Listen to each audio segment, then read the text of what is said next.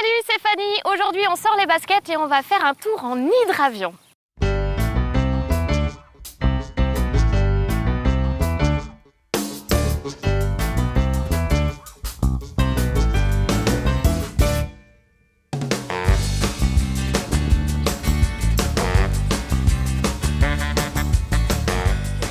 Bonjour Jean-François.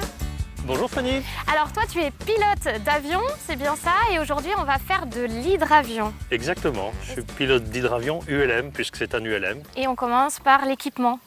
Le gilet de sauvetage, Le gilet de obligatoire.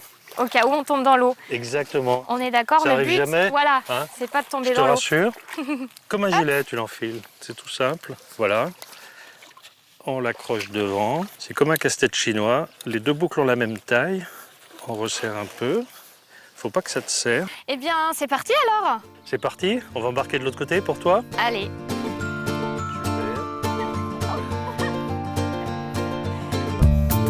J'ai besoin de joindre ma mère. Alors tu pars pas sans moi. À bientôt.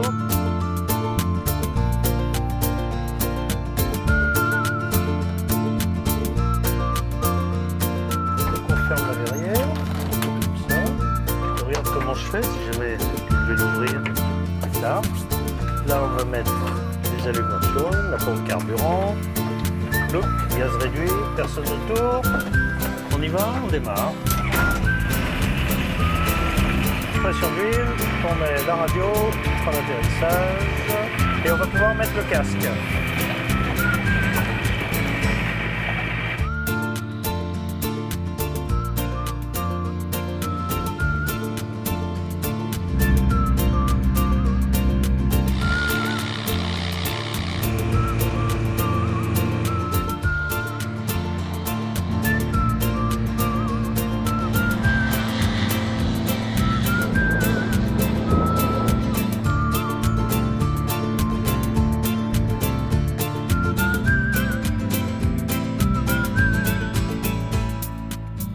Jean-François, qu'est-ce que tu peux me dire sur ton bateau volant? Est-ce qu'on peut l'appeler comme ça? Ben pourquoi pas, c'est un hydravion, mais c'est un bateau quelque part, et c'est en même temps un avion qui vole plutôt bien. Ça fait partie de la catégorie ULM. Oui, exactement, puisqu'il pèse relativement léger, parce qu'il est tout en carbone. Tu es pilote, formateur, instructeur, c'est ça? Exactement. Et toi, tu es le seul dans les Pays de la Loire à avoir un hydravion. Oui. C'est pas très répandu.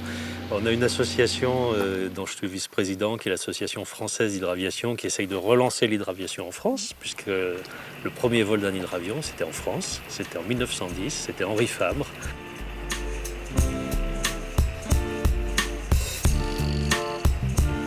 Par contre, tu proposes des baptêmes à tout le monde, Bien sûr. tout âge. Tout âge, je dis toujours de 7 à 97 ans, il n'y a pas vraiment de limite.